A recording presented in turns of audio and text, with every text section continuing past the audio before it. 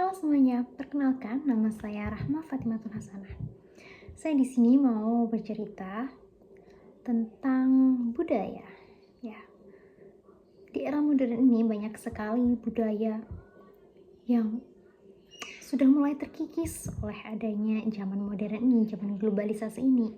Namun, kalian tahu gak sih, masih ada satu budaya yang dari dahulu, dari zaman dahulu, dari zaman Orde Baru, ya, dari zaman lama ya, pastinya dari zaman penjajahan sampai sekarang ini masih tetap lestari. Kalian mau tahu budaya apa itu?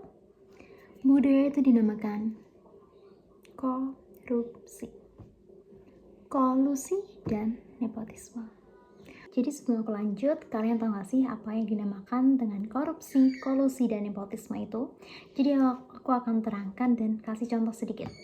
Korupsi adalah penggelapan dana atau dari dana rakyat yang bertujuan untuk untuk menambah kekayaan atau mengkayakan diri sendiri, orang lain, ataupun golongan. Contohnya seperti berita-berita yang sedang beredar sekarang, banyak sekali yang korupsi 271 triliun. Ada juga hakim juga, itu hakim tuh disuap juga.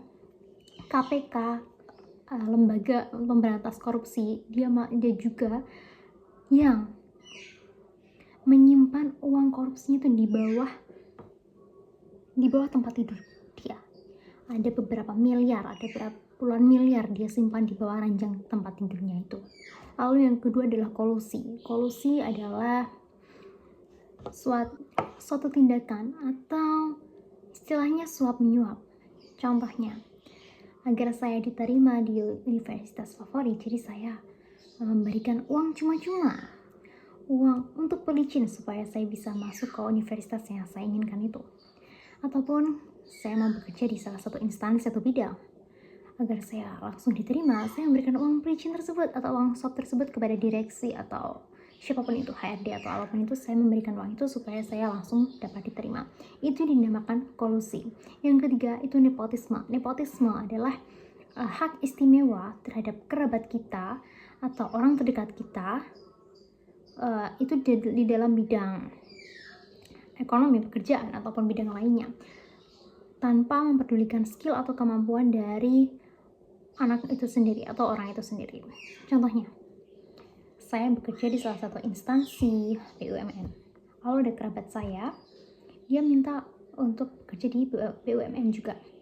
Saya merasa iba, oh dia kerabat saya langsung aja saya masukin, tanpa saya memperdulikan itu apakah dia itu mampu bekerja di situ, apakah dia memenuhi kualifikasinya.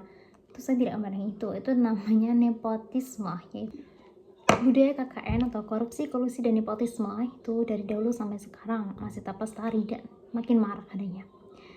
Ya, seperti kita terdengar baru-baru ini banyak sekali berita tentang korupsi. Contohnya apa? Korupsi timah, korupsi yang 271 triliun itu, ada korupsi impor gula juga, ada juga ini korupsi dana pendidikan Chromebook juga dikorupsi oleh Menteri Kemendikbud itu sendiri. Sungguh miris sekali. Ini adalah berita duka yang menurut saya ini adalah berita duka dari dahulu sampai sekarang, yang masih permasalahannya masih panjang dan belum pernah menemukan titik temunya, belum pernah ada yang bisa mengatasi masalah seperti ini. Dan menurut asumsi saya, kalau korupsi, kolusi, dan nepotisme itu, kalau saya pikirnya tuh ya tahun-tahun ini aja, tahun-tahun dulu tuh nggak ada seperti itu menurut saya, dan asumsi saya seperti itu. Tapi setelah saya membaca buku Kiai dan Korupsi ini tuh diterbitkan tahun 2002, yang dimana di sini sudah banyak sekali korupsi-korupsi yang tercatat di beberapa tahun lalu ya, seperti korupsi dana negara yang itu ada 1,2 triliun itu di 2002. 1,2 triliun itu adalah sungguh nominal yang sangat besar, apalagi di tahun-tahun seperti itu. Dan juga korupsi beberapa miliar, ratusan juta, bahkan puluhan juta. Dan itu ya, saya menjadi lebih pikir, dan saya juga kembali berpikir, oh ternyata itu adalah budaya dari dahulu dan sampai sekarang. Lalu ada juga kolusi tentang penyuapan. Itu saya baca ternyata di tahun tahun-tahun lama ya, tahun-tahun 2002, tahun-tahun 1900-an, tahun setelah reformasi, ternyata korupsi kolusi itu tidak hanya dilakukan di lembaga eksekutif, namun di lembaga legislatif juga. Contohnya itu di situ ada seseorang yang dia ingin mendapatkan kursi di Dewan Perwakilan Rakyat atau DPR atau DPRD daerah, maka dia harus mengeluarkan dana atau menggelontorkan dana sebesar 600 juta. Itu pada tahun 2002. Hal yang sangat fantastis bukan? Dan itu kalau di zaman sekarang itu sudah tidak menjadi rahasia ya. Itu sudah menjadi rahasia publik ya. Semua orang tahu tentang hal itu, tentang ya kalau misal kalian ingin duduk di kursi-kursi DPR atau DPRD, kalian harus menggelontorkan dana sekian. Kalau 2002 itu adalah 600 juta. Kalau sekarang mungkin sudah sampai triliunan ya. Oh alam. Nah kalau dipikir-pikir, kalau misalnya kita ingin menduduki sebuah instansi, kita harus bayar 600 juta atau 500 juta. Belum lagi, kan kita lagi menyalonkan itu, kan kita juga butuh namanya partai, butuh namanya tim sukses. Kan mereka juga harus menggelontorkan dana untuk partai dan juga tim suksesnya itu. Dan belum lagi tentang spanduk-spanduk, bendera-bendera. Andaikan gaji mereka itu 10 juta atau 20 juta, apakah itu bisa menutupi modal yang mereka keluarkan saat pencalonan DPR atau DPRD seperti itu? Apakah mereka bisa menutupi dananya itu? Dan juga setelah mereka terpilih, mereka juga harus membayarkan beberapa persen dari partai politiknya yang mengusulkan mereka sebagai calon DPR tersebut. Apakah mereka bisa menutupi biaya tersebut? Saya rasa gak bisa. Kalaupun bisa itu juga untung-untungan menurut saya. Tapi apakah mereka juga akan ikhlas begitu saja setelah mereka balik modal? Lalu sudah, apakah mereka tidak mempunyai pemikiran untuk meraup keuntungan sebesar-besarnya? Atau biasa kita sebut aji mumpung. Mumpung saya di sini, saya akan meraup jutaan, puluhan, ratusan, bahkan triliunan dari dana-dana rakyat seperti itu. Karena kalau sebelumnya mereka menggelontorkan dana 400 juta atau mereka melakukan pencalonan dengan perbuatan-perbuatan yang tidak terpuji, contohnya seperti penyuapan tadi. Dan saya yakin itu otak-otak mereka yang ingin meraup keuntungan sebesar-besarnya dari dana rakyat, dari dana negara. Kalau busuk itu mereka pasti berpikiran seperti itu, saya yakin 100%. Namun kalau misalnya ada pencalonan dari seseorang ingin menjadi bupati atau jadi DPR, kalau mereka menempuh dengan kejujuran, yang pasti mereka nggak akan berbuat seperti itu, insya Allah ya. Seperti itu. Dan menurut saya hukum-hukum yang mengatur tentang korupsi itu tuh sebenarnya ada hukumnya tuh, semuanya tercantum di dalam KUHP, kitab Undang-Undang Hukum Pidana. Semuanya tercantum di situ. Namun pelaksanaannya itu sering kali tidak sejalan dengan hukuman atau undang-undang yang tertulis di dalam buku tersebut. Di dalam realitanya itu tidak seperti itu. Misalnya ada seorang, dia adalah koruptor, dia tersangka melakukan korupsi korupsi triliunan rupiah. Lalu di sana dia diadili di pengadilan. Dan harusnya hakim atau jaksa atau semuanya itu ya harusnya bersikap netral ya. Hakim harus bersikap netral. Namun apa yang terjadi? Baru-baru ini hakim itu ditangkap karena menerima suap dari si koruptor tersebut. Ini adalah hal yang sangat miris sekali. Harusnya hakim harus bersikap netral, harus mengadili seadil-adilnya, malah dia sendiri yang ikut terbawa ke hal-hal negatif seperti itu. KPK, Komisi Pemberantasan Korupsi, yang harusnya mereka menangkap semua koruptor, semua pejabat-pejabat negara yang melakukan korupsi, malah dia sendiri anggota KPK sendiri yang melakukan korupsi tersebut. Apalagi dia seseorang itu menyimpan uang hasil korupsi itu di bawah ranjang tidurnya.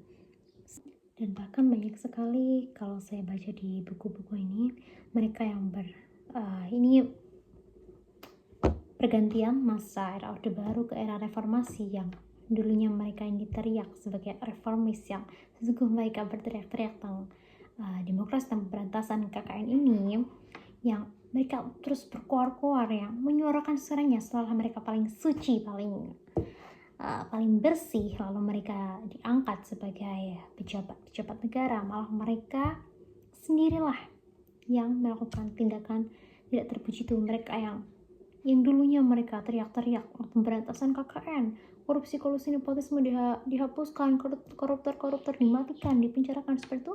Malah akhirnya apa? Malah akhirnya mereka sendiri yang melakukan hal-hal tidak terpuji seperti itu. Padahal dulunya mereka adalah reformis sejati.